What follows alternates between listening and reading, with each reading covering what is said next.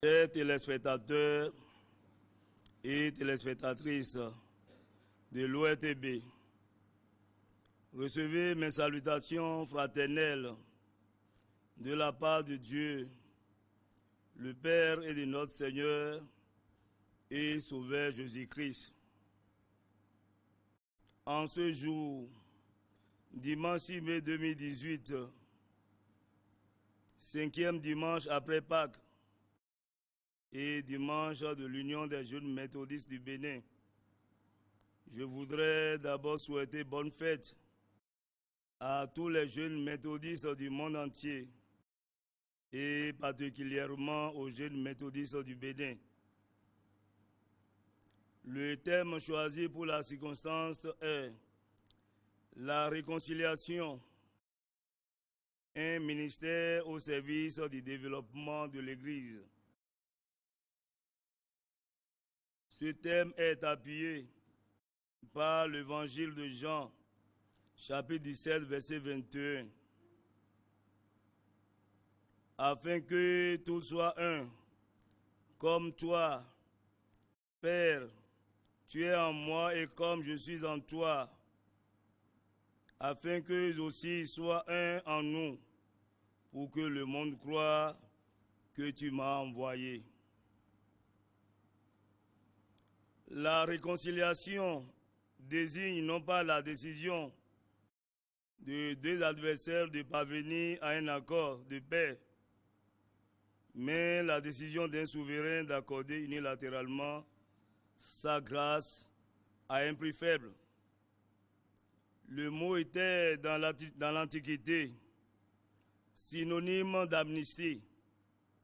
Quand César, par exemple, avait proclamé une amnistie, une réconciliation générale. C'est ce souvenir qui incita Paul à se servir de l'image de la réconciliation pour évoquer la décision souveraine de Dieu de gracier les hommes par la mort de son Fils. De plus, la réconciliation ou l'amnistie de Dieu est offerte par le moyen du ministère apostolique agissant par la prédication de l'Évangile. Selon le Nouveau Testament, le grec katalasso, littéralement changer une relation humaine à la demande de quelqu'un qui a œuvré pour la réconciliation. Ce quelqu'un qui a œuvré pour la réconciliation des méthodistes sur la terre béninoise, c'est le président de la République, chef de l'État, son Excellence M. Patrice Talon. Les livres de l'Ancien Testament utilisent peu le mot réconciliation pour désigner le rétablissement d'une situation d'amitié, le rétablissement d'une situation d'amitié entre Dieu et les hommes, situation rompue par le péché. Quant à la réconciliation entre peuples ennemis, l'idée même est peu courante. Certes, Israël et Juda séparés par le schisme, dans 1 Roi 12, versets 27 à 33, retrouveront leur unité au-delà de l'exil, selon Jean 30, verset 3, et surtout Ézéchiel 37, les versets 15 à 28. Mais il s'agit de deux moitiés d'un même peuple.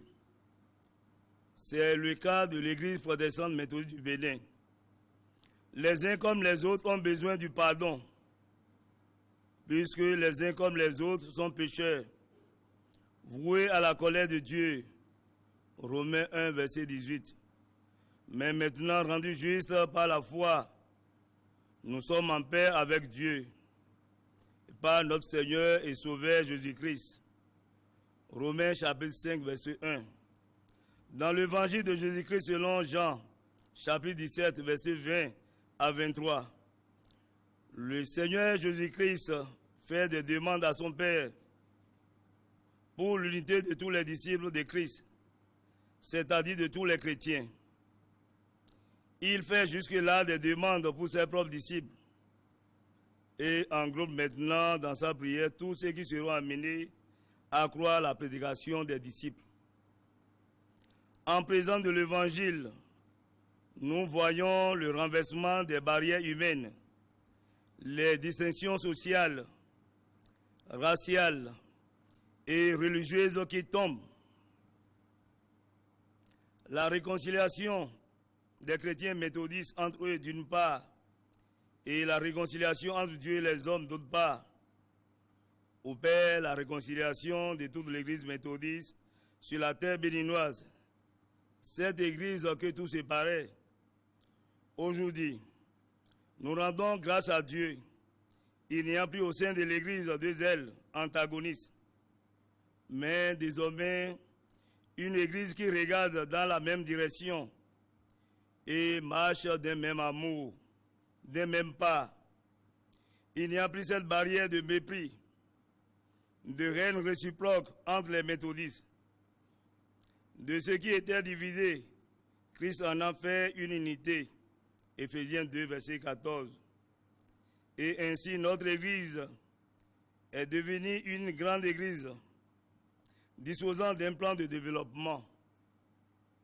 Chers téléspectateurs et téléspectatrices de l'ORTB, rien de bon ne peut sortir d'une relation d'adversité, d'opposition, de mésentente.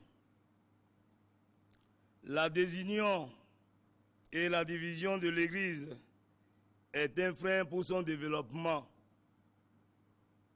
Pour booster le développement de l'Église, nous devons conjuguer nos efforts, car c'est l'union qui fait la force. Ensemble, on est fort. On dit souvent que le bien ne fait pas le bruit et le bruit non plus ne fait pas du bien. J'exhorte la jeunesse de mon pays à se lever comme un seul homme pour bâtir notre cher et beau pays, le Bénin. Pour ce qui concerne la jeunesse méthodiste, unissons-nous pour le développement de notre communauté.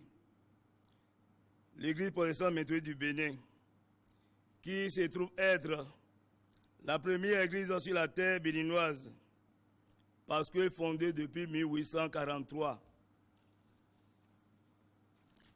Notre monde, si habitué aux divisions, aux conflits de toutes sortes, ne peut manquer de s'interroger en voyant les croyants unis dans un même amour.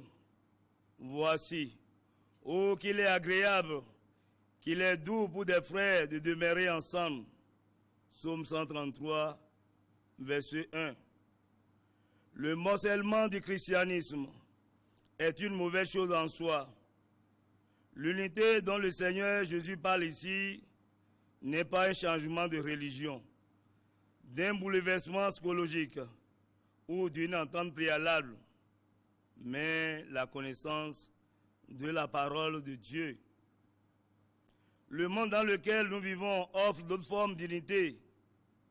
On peut s'unir pour combattre tous ceux qui ne partagent pas les mêmes pensées, les mêmes points de vue que nous. Les divisions entre frères, entre époux et collègues de service constituent des freins pour le développement. Tout ce qui est demandé aux jeunes chrétiens, c'est qu'ils réalisent et maintiennent cette unité afin que le monde croie que c'est le Père qui a envoyé le Fils. Nous ne devons pas perdre de vue que Satan cherche toujours à diviser, mais le Seigneur rassemble.